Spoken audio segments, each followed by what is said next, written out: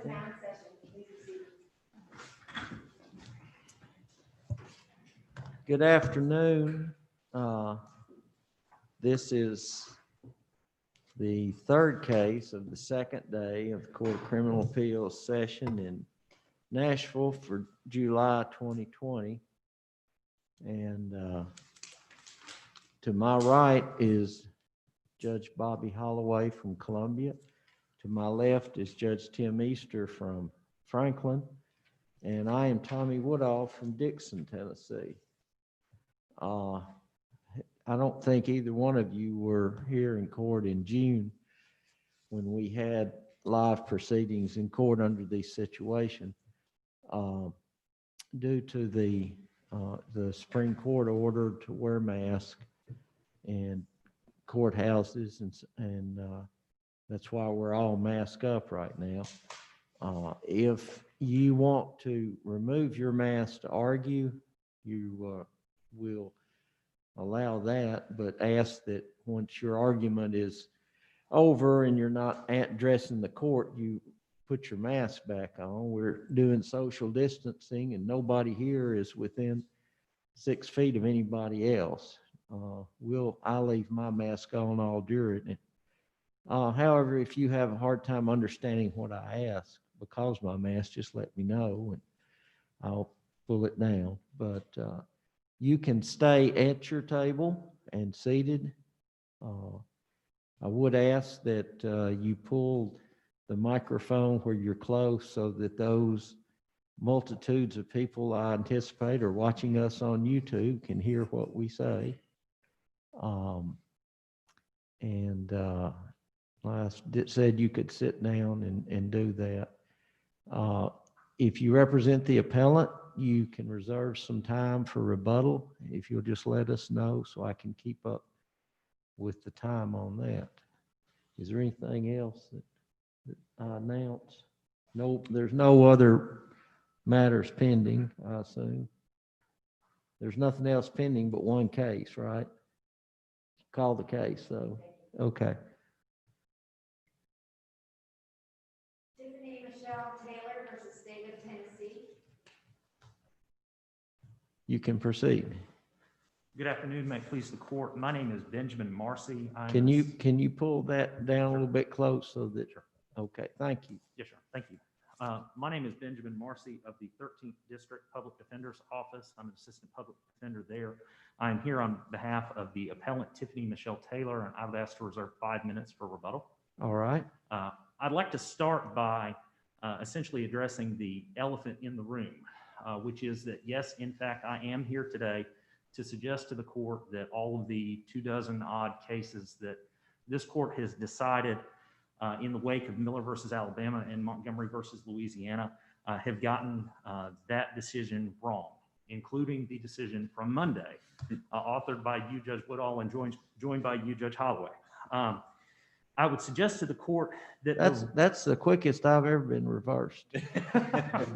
Well, one thing I would point out is that there's no need to overturn any of those opinions because they are all unreported, even though there are, as I say, 24 or so of them. I think the reason I would suggest to the court that those cases have gotten this issue wrong is because they have approached it from the wrong perspective. Beginning in 2014, I believe, with State versus Darden, followed very shortly thereafter by State versus Perry, and then the long line of cases since then as the court has developed what's become kind of a standardized string site on this issue. All of the cases that this court has decided on this issue have dealt with it as sort of purely a question of law. Is, as a matter of law, Tennessee's life imprisonment system for non-life without parole sentences the de facto equivalent of life without parole? They have all approached that as an issue of reason and law, when I would suggest to the court that it in fact is a question of fact that can be proven to be, as we say it is, that the simple life sentence, in the words of Judge Gary McKenzie, the trial court judge in this case, is in fact the functional equivalent of life without parole. and that therefore the application of that sentence to someone who was a child at the time that the offense of which they had been convicted was committed, it runs afoul of the Eighth Amendment under Miller and Montgomery. So that's the issue that we have before the court today. As I said, this starts, the court is very familiar, as I know, with Miller and Montgomery. Those cases build on Graham and Roper from the U.S. Supreme Court, and essentially say that the imposition of a mandatory life without parole sentence on someone who was a child offender at the time of the offense is unconstitutional. That the Eighth Amendment requires that those who are children at the time they commit a murder, as is the underlying offense in this case, in all these cases, it's always murder. One who commits a murder as a child, in order to be sentenced to life without parole, there must be some consideration given for the fact that that person was a minor at the time of the offense, for all of the reasons that we know and are familiar with from the case law. Tennessee, of course, has a system wherein there are 3 different punishments available for those who commit first-degree murder. There's capital punishment, which is not available for juvenile, of course, life without parole, and our current system of life imprisonment, which has occasionally been characterized as life with parole, although it is not. That being clarified by Brown versus Jordan just last year. Under that specific sentencing structure, the way it works out is that offenders who are sentenced to life have a sentence which consists of 51 to 60 years, depending on sentence reduction credits. So those are the sentences that are available under Tennessee's system. Those are the only sentences available under Tennessee's system. And in situations where the state does not give notice that it intends to seek for juvenile, a child offender, a sentence of life without parole, the imposition of the life sentence is mandatory. It is automatic. There is no available alternative to that sentence, and there's no means by which a sentencing court can consider the unique factors of a juvenile offender to arrive at any different result from that. And so I would suggest to the court, argue in the brief, that because of the automatic nature of that sentence, we are in Miller and Montgomery territory. The issue then for us and for this court to decide, which it has decided or interpreted in the past on many occasions, is whether that 51 to 60 year sentence is the equivalent of a life without parole sentence. There's no issue of whether it's automatic and mandatory. We know that it is. Did the U.S. Supreme Court cases that you're citing define life without parole? I can't say that they necessarily did. I think that it's clear from those cases that a life without parole sentence is one where it is a certainty that the person who has that sentence is going to die in prison. I think we know at least that much. And in Tennessee's system, that's how it works. Because actually, a life sentence in Tennessee is defined by statute as a sentence of 60 years. That's correct. 40, 35. And there is no parole at all from that sentence. That's correct. That is the result of a 1995 amendment, as we outlined in the brief, to 4035-501. Prior to 1995, as the court's aware, the law with regard to sentencing on first-degree murder was different. It did not require what 4035-501I, 1 and 2 now require, which is 100% service of the sentence for first-degree murder and a list of other offenses. At the time, it was 4035-501H that governed how these things were to work. And under 501H, the way a first-degree murder sentence would work would be that you served a minimum of 25 years, could be up to 60% of 60 years, which would be 36 years. And at that point, you would be eligible for release on parole. Suggest to the court, argue in the brief, that type of a system of possible release would not be a problem under Miller. We would not argue that it would, because it allows for what Miller and Montgomery and Graham require, which is a meaningful opportunity for release based on demonstrated maturity and rehabilitation. In all of these cases, it is that last phrase, based on demonstrated maturity and rehabilitation, that is often ignored. We act as though the sentence originating in Graham and quoted later in, I believe, Montgomery, meaningful opportunity for release ends with a period after the word release. It does not. The Supreme Court has said that the Eighth Amendment requires a meaningful opportunity for release based on demonstrated maturity and rehabilitation. That's parole. That's what the Eighth Amendment requires in cases where a juvenile offender is sentenced to life.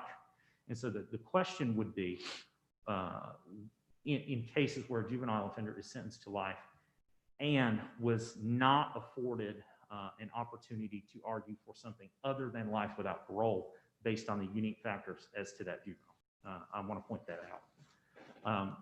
The way I think it's correct to think about these issues, as I have pointed out in the brief, is that after Miller and Montgomery, there are essentially two available types of life sentences. There is a life without parole sentence where the child offender is given an opportunity to argue for something less based on the issues that are unique to child offenders.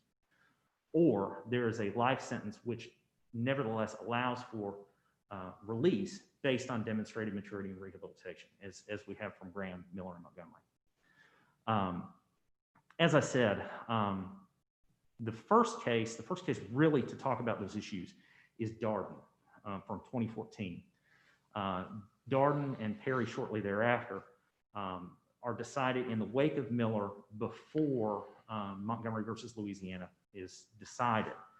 And in terms of talking about whether Tennessee's 60-year sentence, which must be served at 85%, as we know, is equivalent to a life without parole sentence, Darden asserts that it's not. But well, the life sentence has to be served at 60 years. It's really, I think, incorrect to say it's served at 85%. It's got to be served. The whole 60 years has to be served, except for good conduct sentencing credits, which are limited to no more than 15% of the entire sentence. yes, that's absolutely So correct, it's- and I appreciate the correction. It's in that not regard. served at 85% and you get out. That's correct. It's not a serve a certain percentage and then you are eligible for release. It is serve whatever the Tennessee Department of Correction determines is the appropriate length of time. And at that point, you have expired your sentence and you're out and you're done. And in fact, that's the case law uses the words, you're done at that point. So Darden, as I said, Darden and Perry look at the issue. Darden does.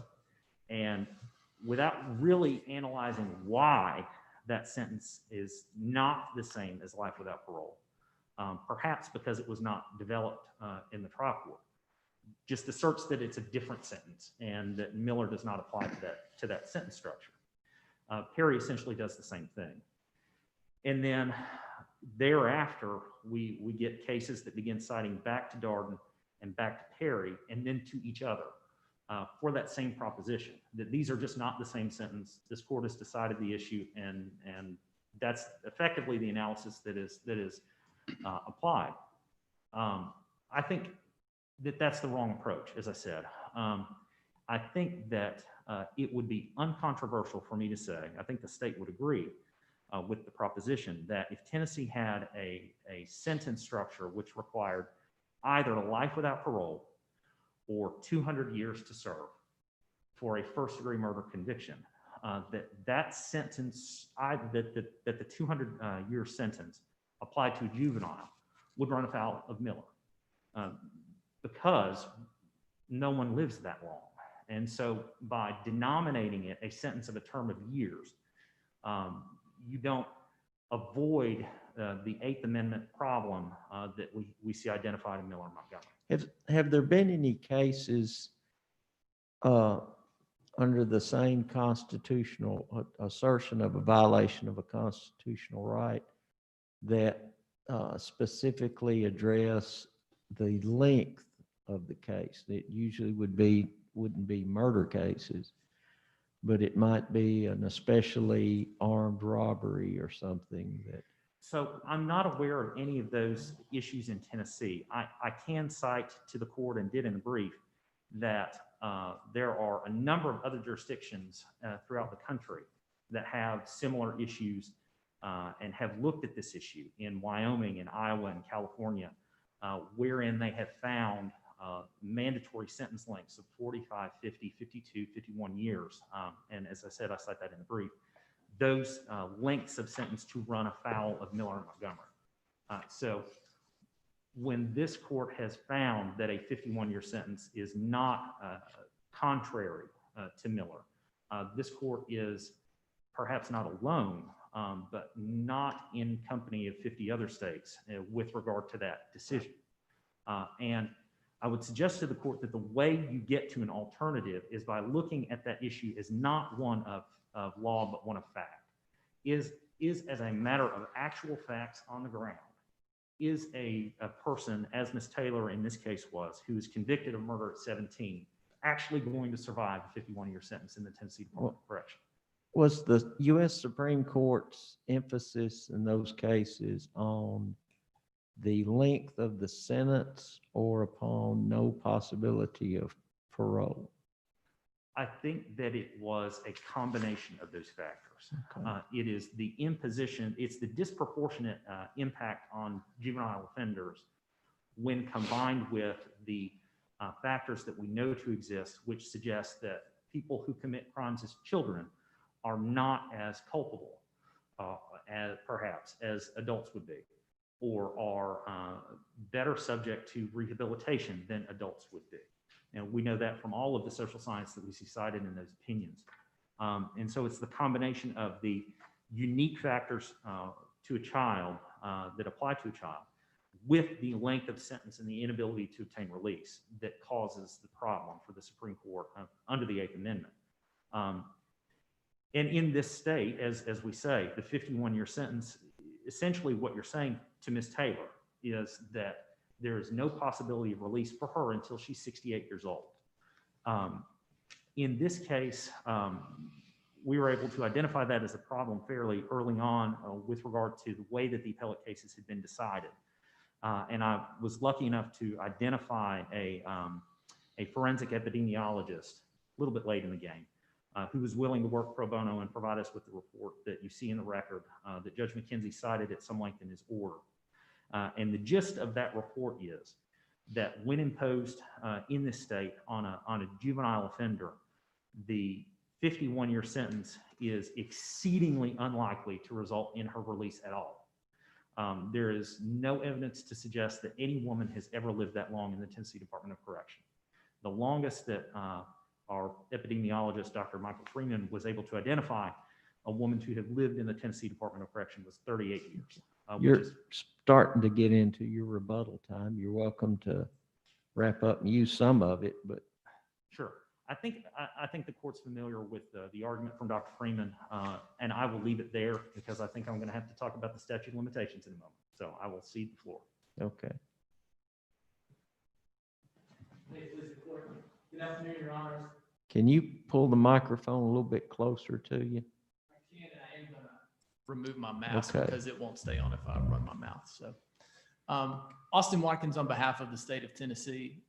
Your Honors. Good to see you again. It's been a while. Thank you. It has, Your Honor. It's a pleasure to be here. I'm going to have a double header with you guys here this afternoon, so I appreciate y'all making my schedule kind of convenient for me. The state here is basically advocating two reasons why this court should affirm the denial of post-conviction relief here. The first one is that this petition is untimely. It was not filed within the 1-year statute of limitations for new constitutional rules. And then second, this court has repeatedly held, with good reason, that Miller does not apply to Tennessee's sentencing scheme for juvenile homicide offenders. So I'll turn to the first issue of timeliness, if that's okay with Your Honors, but I'm also happy to discuss whatever the court's most concerned with. On the timeliness issue, petitioner failed to file his or her petition within 1 year of the Miller case itself. So just briefly to remind the court, Miller is the basis of this claim, which is it's the Supreme Court opinion that set the new rule that mandatory life without parole sentences for juvenile offenders violates the Eighth Amendment. About 4 years later in Montgomery, they then held that that rule is retroactively applicable. Petitioner in this case filed her petition within a couple months of Montgomery's decision, but not within the 1 year statute of limitations within 1 year of Miller. And that is very clearly what the post-conviction statute in Tennessee requires. It says the petition must be filed within 1 year of the ruling of the United States Supreme Court establishing a constitutional right that was not recognized as existing at the time of trial. And Your Honors, just briefly as a reminder, this is a jurisdictional issue in post-conviction cases. So the record in this particular case is a little bit messy. Initially, the state, I believe there's an agreed order of stipulation to some of the facts regarding Ms. Taylor. They stipulated the timeliness of the petition. Subsequently, in an answer to one of the amended petitions, they then raised timeliness. And if I'm not mistaken, the post-conviction court's order does not address timeliness. But that is not a procedural bar from this court reaching the timeliness issue in and of itself. This court has a duty to examine its own jurisdiction in post-conviction cases. So whether it would be sua sponte or in this case, the state potentially raising it for the first time on appeal, that's not going to be an obstacle to this court's decision here on timeliness. But all the state is asking with regard to timeliness is that this court follow its precedent from last year in Rouse, which said exactly that. Post-conviction petitions raising Miller claims have to be filed within 1 year of Miller. Otherwise, they are time barred. And the state is simply just asking for a straightforward application of that rule. Now, in petitioner's reply brief, her argument is, well, that's not fair, so I need due process tolling. And I'm sure the court is aware the test for due process tolling that is set out in Whitehead that now applies to all due process tolling claims. Essentially is a two-pronged inquiry that asks whether there's been reasonable diligence and whether some extraordinary circumstances stood in the way that prevented the petitioner from timely filing. And the only argument here is not that there was any extraordinary circumstances. It was just, oh, well, I didn't want to file until the Supreme Court had said this, Miller was retroactive. But that's not what the case law says. And that's not even what the Supreme Court of the United States says for federal prisoners. And so the decision in Rouse is sound.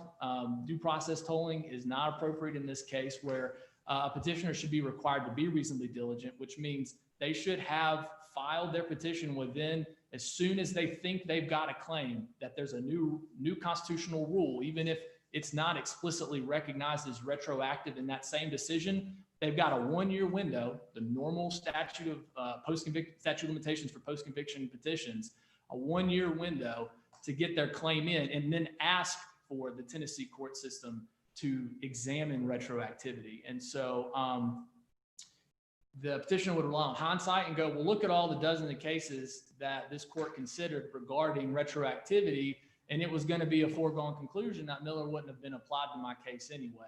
So I shouldn't be held to, engage in a futile act. But, we don't know what this court would have said unless petitioner had given this court to consider retroactivity.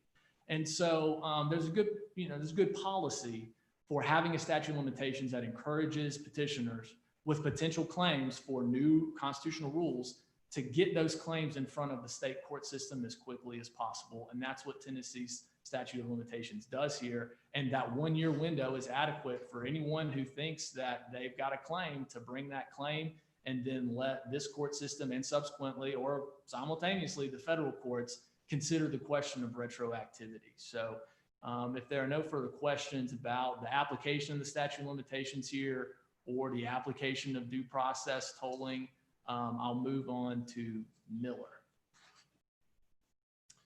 With regard to Miller, Your Honors, I had a note here I will just offer. Since due process tolling was raised by petitioner in her reply brief, the state has not actually submitted written argument on due process tolling. So if the court feels that that's appropriate for there to be further briefing on this, the state's happy to submit a supplemental brief on the issue of due process tolling Moving to the Miller issue, Your Honors, as petitioner must, she recognizes the overwhelming weight of authority from this court on the Miller question is that it doesn't just apply to, LWOP sentences in this state. It also doesn't apply to life sentences. And this court has been pretty almost unswerving in its its holdings that Miller just does not apply in Tennessee. I think there's maybe one outlier that has to do with consecutive stacking of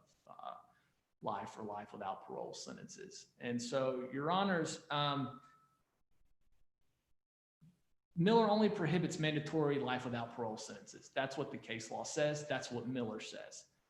Here, petitioner didn't receive a mandatory sentence and she didn't receive a sentence of life without parole. And so the reason, rather than there being let's talk about that a minute. And notwithstanding what I wrote and was filed Monday,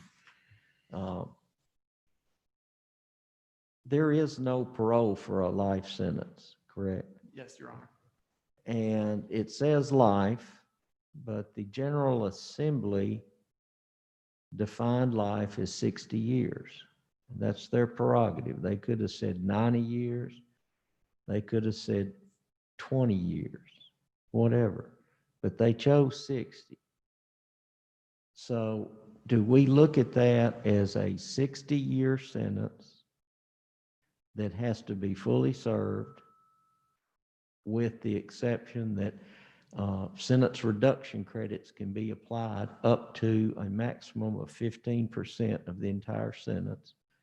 Or do we look at that as a life imprisonment sentence? Are you done with your question, Your Honor? Yeah. How should we look at that? Your Honor, the Miller itself, it doesn't explicitly, I think, reference the statute that it was examining there of how long the sentence was, but it's pretty clear from the language of the opinions that it was the state by statute had no option, but if you were found guilty of murder as a juvenile, then they threw away the key. It was a death sentence to die in prison, and that was unacceptable at that point. In light of the Roper decision, which said, execution is, unconstitutional under the 8th Amendment, they then kind of followed up on that and said, well, this not quite the same, harsh penalty, but now the harshest penalty that's now allowed after Roper, we're also going to say, we're not going to say you never can do it, because Miller did say LWOP was okay as long as it wasn't mandatory and there was consideration of the offender's youthful characteristics. And so it said, we don't like this mandatory aspect. We think the jury needs to consider these developmental differences. And then specifically to your question, Your Honor, about, well, does it matter if it's called a life sentence or not?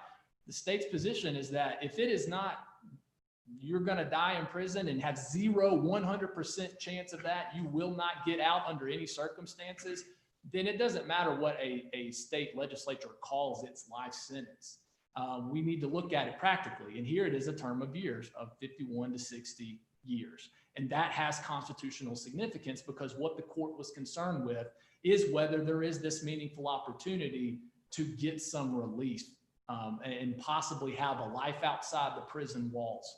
And that's what Tennessee has here. Your Honor, frankly, this is maybe one of the closest to the line sentences that there is in the nation without having done, exhaustive research on this. It is a close question, right? Like just using common sense, the idea that a juvenile who's in this case 16 years has to serve a 51-year sentence. She's earned all her credits at this point. We all, like common sense, know that's right up against that line where we kind of know, well, that's retirement age for almost all Americans.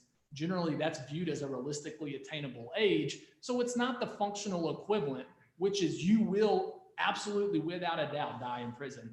And so far, that's all that the Supreme Court of the United States has said is kind of is the problem, is if we're essentially giving them no chance to get out of jail. And Tennessee provides that opportunity here with the reduction from those sentence credits that's available for the 15%, Your Honor. That pulls us out of the 8th Amendment territory. And there is a good reason for this, a state to say, if you commit the most serious offense and it's done in a heinous manner, we're going to take it upon ourselves to ensure the safety of society by determining when you're going to be able to re-enter. And it's down the road when we think the odds of you, re-offending as a senior citizen are pretty low. But you do have a chance to get out and live a life after having done your time and having shown that you have matured. So it's a close question, Your Honor, but if the Supreme Court of the United States wants to keep lowering that ceiling, it needs to do that on its own prerogative. And the problem is that, as the state has put out in its brief, there's a really daunting denominator problem here, a line drawing problem. Tying constitutional significance to life expectancy raises a lot of questions, and petitioner doesn't come anywhere close to addressing those. So, how do we determine how long is too long? If we peg it to a moving target, the litigation on this question is never going to end because life expectancy is so fluid depending on a multitude of factors and, things that play into that as technology advances, as medicine advances, and just all kinds of things related to, the standard of living in this country.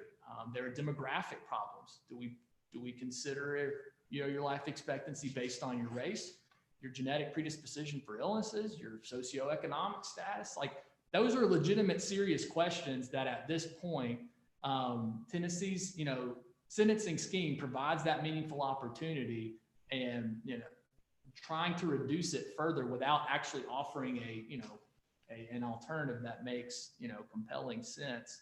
I think there's a lot of question marks moving forward on that. So at this point, petitioner really just kind of accused this court of judicial abdication of responsibility by saying, oh, well, once one panel says Miller doesn't apply, all the other decisions just slap a citation on it and move on without actually considering the merits of the decision. And, the state submits this is not a feedback loop of judicial consideration of Miller.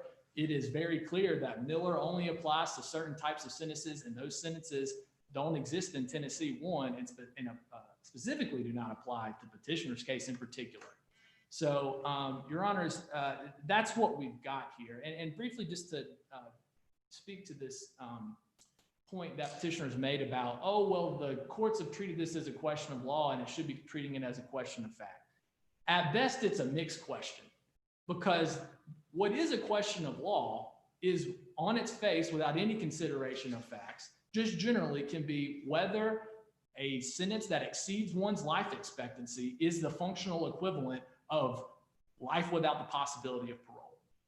Now, there might be, if we say, well, it could be, but it depends on what the life expectancy is, then how do you prove life expectancy becomes a factual question? And that's what petitioner attempted to do here. The state's position is that you reject that legal premise. It doesn't matter even if we accept that your sentence exceeds your life expectancy, which the state doesn't concede. But if we can, if we, for the sake of argument, agreed on that, then that's still not enough under the 8th Amendment, because life expectancy in and of itself is not the functional equivalent of a sentence to die in prison. The nature of life expectancy is that it's just a matter of odds. It's a bell curve, right? Some people won't live to meet their life expectancy. Some people will live right at their life expectancy, and some people will live longer than their life expectancy. And so if we circle back to what the whole 8th Amendment juvenile sentencing cases are concerned with, it's this opportunity for release. And Your Honors, in Tennessee at this point, there is an opportunity for her to reach, 68 years old, and then she's free, doesn't have to live on conditions of parole. She's unrestricted in society. And so the state's position, Your Honors, is that there's no Miller problem here. If the court did accept this legal, premise conclusion that, well, a sentence that exceeds life expectancy might be the functional equivalent, well, then the state's position in this particular case is that petitioner's proof doesn't actually prove that her sentence exceeds her life expectancy either. So if you look at the record in this case, there was a post-conviction hearing, but it wasn't an evidentiary hearing in the sense that there was only stipulated evidence presented. The epidemiologist did not testify, wasn't subject to cross-examination. The report is in the record. Your honors can look at it and make what you want to of it. The TDOC data upon which the epidemiologist relied, if I'm correct, is not in the record. So all it is just the epidemiologist's conclusions.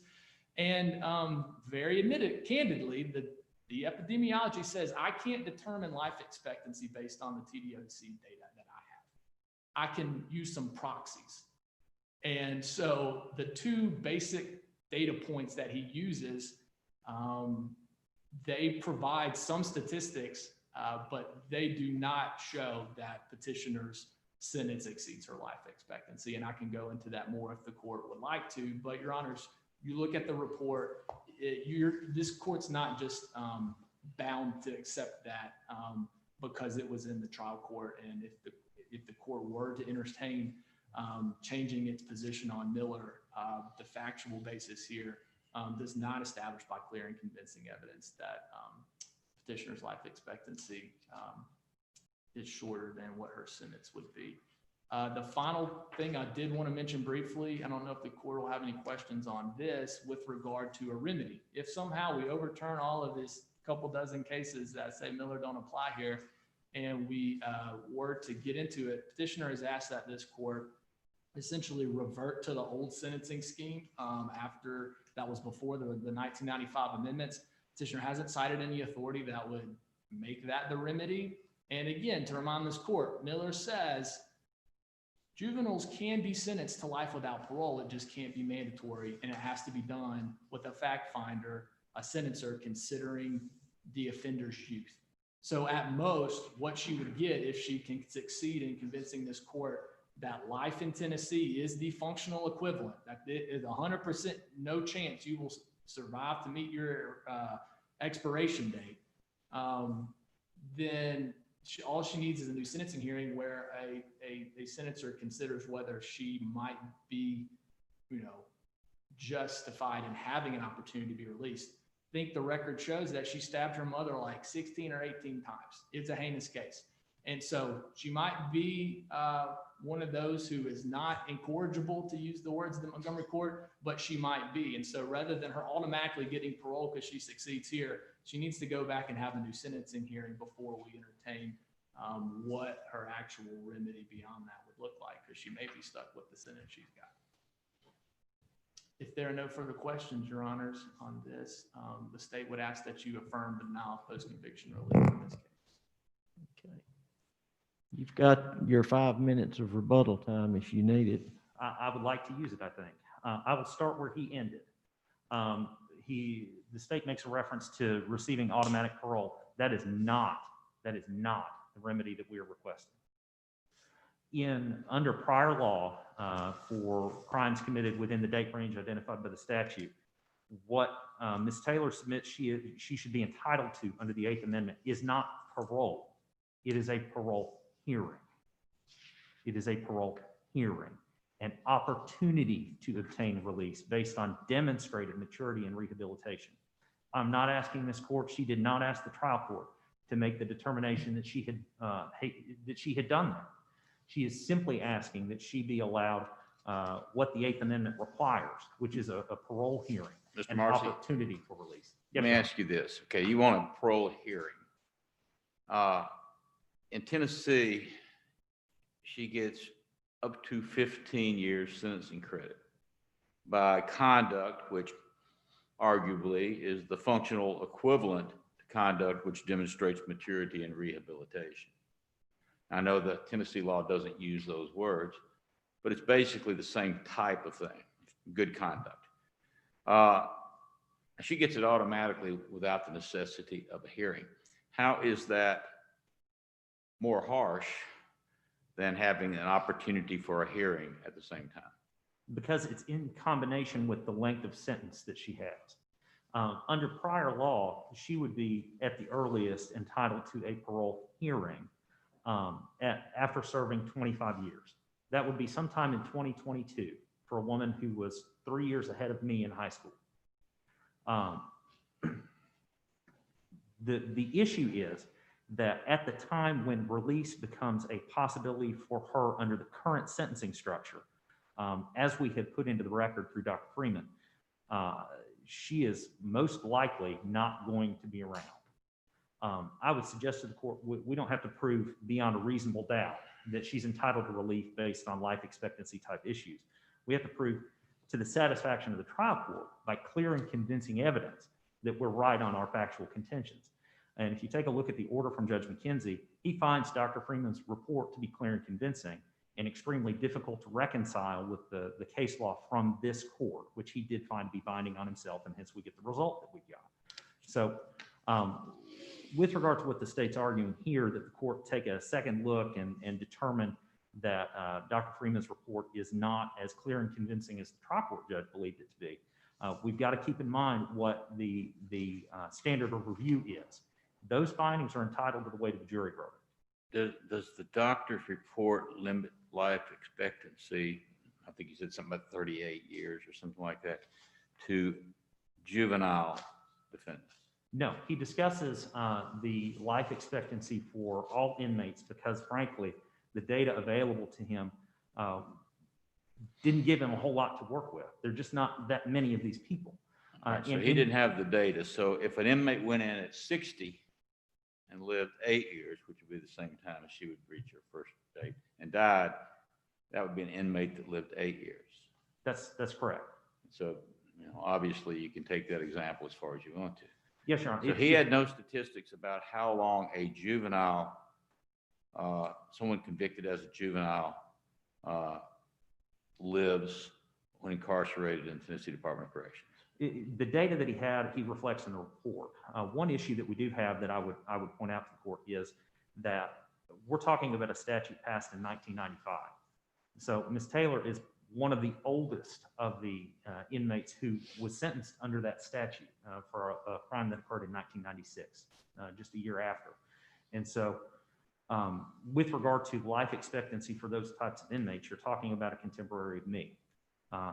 And so the data are not as thorough as they could be because of the nearness in time that we are to 1995, even 25 years later. Another point that I would suggest to the court, issue is taken with the fact that Dr. Freeman did not testify, was not subject to cross-examination, some of those things. I would point out to the court, the reason for that is because the state stipulated to his report, did not attempt to cross-examine him. And to the extent that the state on appeal wants to make issue of that, I think issue should be taken with the state's handling of the case in the trial court rather than as it is here. Now, as to the statute of limitations, one, we acknowledge that Rouse exists. Rouse suggests that due process tolling is possible for consideration in cases like this one. And we suggest reasons that the court ought to consider due process tolling in this instance. We have to keep in mind who the petitioner is here. We're talking about someone who has effectively been in the custody of the state of Tennessee since she was 16 years old. She did not graduate from high school. She did not graduate from college. And yet, what the state would ask of her is that she be able to determine within less than a year of Miller's being decided that a right exists under Miller and that it ought to be retroactive. Keep in mind, the courts in this state and across the country were unable to reach that conclusion. Montgomery is a reversal of the Supreme Court of Louisiana on that issue. The Supreme Court of Louisiana would not have applied Miller retroactively. And so here, the state would have Ms. Taylor, not a high school graduate, be able to reach a contrary legal conclusion to the justices of the Louisiana Supreme Court, along with judges on this court and courts across the nation, to enable her to determine that she had a right to pursue. The case law was a mess. The case law was a mess here and everywhere else in the country on this issue until we had Montgomery. And as soon as Montgomery came out, within months of Montgomery being decided and issued, she filed what ended up being a 30-page brief with case law after case law after case law attached to it, asserting her right as diligently as she could. The question for this court under Bush, which is the most recent case on due process tolling, is whether circumstances beyond Ms. Taylor's control precluded her from pursuing her rights. and whether it would be unconscionable to fail to reach a decision on the merits under the circumstances here. And I'm suggesting to the court that it would be. Now, one other thing that I would mention, the state says that we can use common sense to look at this and see that the 51-year sentence, minimum 51-year sentence that would be imposed on Ms. Taylor is close to the line. We don't have to look at common sense. We look at the expert proof that is in the record in this case, where it does not appear to have been in any of the other decisions that this court has reached on this issue. And based on those cases, based on that record that exists in this case from an expert witness found to be clear and convincing by the trial court, I would suggest to the court there's no difference in this case, this one instance, between the sentence imposed on Ms. Taylor under the statute for life imprisonment than there would be under life without parole. There's no difference for her. Okay. Thank you. That will complete the arguments in this case. Thank you all for being here and cooperating with us, appearing in court and wearing your mask as appropriate. And we will be in recess until 3:15 for the next case. Very good arguments for both sides. Very good, both sides.